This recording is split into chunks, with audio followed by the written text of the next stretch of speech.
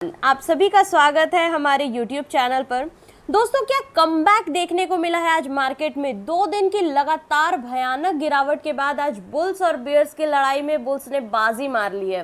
Bank Nifty तो आज आग लगा दी है, 1150 पॉइंट से ज्यादा की तेजी। और टीसीएस के एजीएम में आई एक ऐसी खबर जिसने आईटी सेक्टर का पूरा डर ही खत्म कर दिया है। साथ ही ओला इलेक्ट्रिक और वोडाफोन आइडिया में चल रहा बड़ा खेल। आज इस वीडियो में हम इन सभी बड़ी खबरों का पोस्टमार्टम करेंगे और समझेंगे कि कल के लिए आपकी क्या स्ट्रैटेजी होनी चाहिए। तो बिना किसी देरी के चलिए शुरू करते हैं। सबसे पहले बात करते हैं आज के स्कोरबोर्ड की।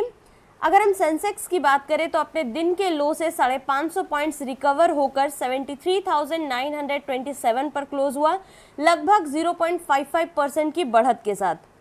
निफ्टी 50 की बात करें तो फिर से साइकोलॉजिकल लेवल को पार करते हुए 23,246 पर बंद हुआ। बैंक निफ्टी को देखें तो आज का असली हीरो यही था। 2.14% की जबरदस्त तेजी के साथ 55,220 के पार निकल गया। मार्केट बेट देखें तो एडवांस डिक्लाइन रेशियो कमाल का था। एनएसई पर 2,178 शेयर्स बढ़त के साथ और सिर्फ 791 घाटे में बंद हुए हैं। लेकिन इस तेजी के पीछे आखिर वो 3 बड़े रीजन क्या थे, उस पर भी बात कर लेते हैं। सबसे पहला कारण था ईरान इजराइल सीज फायर, जो कि एक बड़ा ट्रिगर का जिसने काम किया।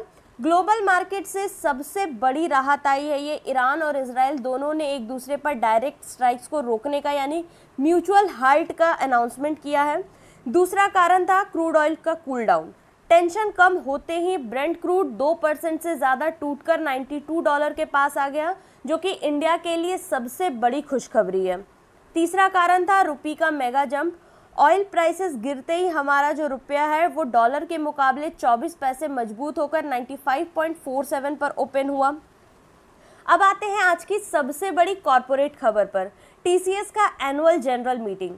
मार्केट में पिछले कुछ समय से डर था कि आर्टिफिशियल इंटेलिजेंस आने से आईटी कंपनीज का धंधा बंद हो जाएगा, लेकिन टाटा सन्स के चेयरमैन इंद्र चंद्रशेखरन ने इस डर को पूरी तरह खारिज कर दिया है। उन्होंने कहा कि एआई कोई खतरा नहीं बल्कि आईटी इंडस्ट्री के इतिहास की सबसे बड़ी अपॉर्चुनिटी है। और 2 चौंकाने वाले बड़े रेवलेशंस किए। सबसे पहला, टीसीएस का AI revenue run rate $2.5 billion यानी कि लगभग 20,000 करोड़ टच कर चुका है और पिछले 4 क्वार्टर से ये 22% के क्वार्टरली रेट से ग्रो कर रहा है। दूसरा और सबसे हैरान करने वाला प्रेडिक्शन, उन्होंने कहा कि अगले 3 साल में टीसीएस के पास जितने फिजिकल एम्प्लॉयज है उतने ही एआई एजेंट्स यानी कि एआई वर्कर्स होंगे। यानी कंपनी सिर्फ ऑटोमेशन नहीं कर रही बल्कि पूरे बिजनेस प्रोसेस को रीडिजाइन कर रही है। हालांकि आज टीसीएस के स्टॉक्स हल्का फ्लैट या लाल निशान में थे क्योंकि मार्केट ने इसको पहले से थोड़ा प्राइसिंग किया था, लेकिन लॉन्ग टर्म के लिए ये आईटी सेक्टर के लिए बहुत बड़ा बूस्ट था। अब बात करते हैं बैंक निफ्टी की इस तूफानी तेजी के पीछे के असली राज की। कल मार्केट आवर के बाद आरबीआई ने एफसीएनआरबी डिपॉजिट्स और ओवरसीज बोरोइंग के लिए एक concessional forex swap window operationalize की है। इसका मतलब आसान भाषा में ये है कि इंडियन बैंक्स के लिए विदेश से पैसा उठाना और फॉरेन करेंसी इनफ्लो लाना अब बहुत आसान और सस्ता हो जाएगा। इसी न्यूज़ के दम पर आज पूरा बैंकिंग स्पेस भाग खड़ा हुआ। PI industries top FNO gainer रहा 7.02%, लेकिन उसके ठीक पीछे पीएसयू और प्राइवेट बैंक्स की भीड़ थी।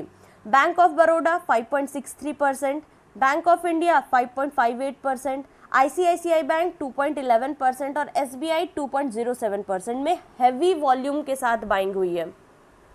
चलिए उन स्टॉक्स पर नजर डालते हैं जहां आज रिटेल इन्वेस्टर्स सबसे ज्यादा एक्टिव थे। सबसे पहले बात करते हैं ओला इलेक्ट्रिक मोबिलिटी की। दोस्तों, ओला इलेक्ट्रिक आज लगभग 10% भागा। क्यों भागा? इसका कारण ये था क्योंकि उनका 780 करोड़ का क्यूआईपी यानी कि क्वालिफाइड इंस्टीट्यूशनल प्लेसमेंट ओपन हुआ, जिसमें बड़े इंस्टीट्यूशनल इन्वेस्टर्स ने जबरदस्त इंटरेस्ट दिखाया है। नेक्स्ट बात करते हैं वोडाफोन आइडिया की। आज फिर 86 करोड़ से ज़्यादा शेयर्स का ट्रेड हुआ। बॉम्बे हाई कोर्ट से इन्हें रेट्रोस्पेक्टिव स्पेक्ट्रम चार्जेस पे एक बड़ी राहत मिली है, जिसके चलते वॉल्यूम बहुत हाई था। हालांकि स्टॉक हल्का प्रॉफिट बुकिंग के साथ 1.5% डाउन बंद हुआ। नेक्स्ट बात करते हैं राजेश एक्सपोर्ट की। ये स्टॉक लगातार 5% के लोअर सर्किट पर लॉक चल रहा है। सेबी के रिवेन्यू इन्फ्लेशन फ्लैग्स के बाद इसमें से इन्वेस्टर्स दूरी बना रहे हैं, तो थोड़ा सावधान रहिएगा इससे।